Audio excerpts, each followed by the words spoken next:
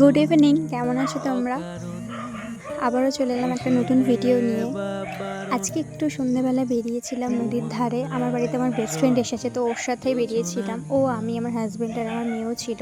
তো নদীর ধারে কিছুক্ষণ আমরা চারজন মিলে সময় কাটালাম। তারপরে ওখানে একটা মোমো দোকান ছিল, সেখান থেকে এক প্লেট গন্ধরাজ মোমো নিয়ে আমি আর আমার বেস্ট ফ্রেন্ড খেলাম।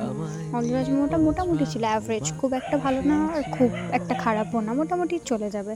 তো যাই হোক, আমরা খেয়ে নিয়ে ওখান থেকে আমাকে একটা বেলুন কিনে দিয়ে ও একটু খেলছিল।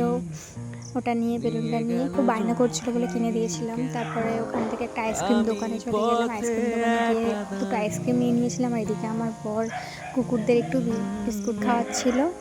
তো আমরা খাচ্ছিলাম, ওরা দেখছিল সেই জন্য। তারপর আমরা আরেকটু সময় কাটিয়ে আমরা সবাই মিলে বাড়ি চলে এলাম বাইকে করে।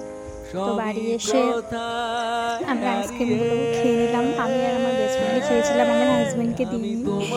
তো আইসক্রিমটাও ভালো ছিল মোটামুটি। দুজনে মিলে খেলাম, একটু ঢং করতে করতে খেলাম। জানোই তো, বেস্ট ফ্রেন্ডরা থাকলে যেমন একটু ঢং করে সেরকম। তো যাই হোক, তারপর একটু আম কেটে খেয়ে নিলাম রাত্রিবেলা। তো আমার হাজব্যান্ড প্রথমে আমটা কাটছিল, তারপর আমি একটু নাটক করে কায়দা করে একটু আমটা কাটলাম। তো সেটাও একটু ভিডিও করে দিচ্ছিল এইভাবে। তারপর রাতে একটু পরোটা করেছিলাম, পরোটা আর তরকাটা ও কিনে এনেছিল। আজকে একটু বেরিয়েছিলাম বলে সেটা হাতে সময় পাইনি, তো তরকা দিয়েই আজকে ডিনারটা সেরে নিলাম। তো কেমন লাগলো অবশ্যই জানিও।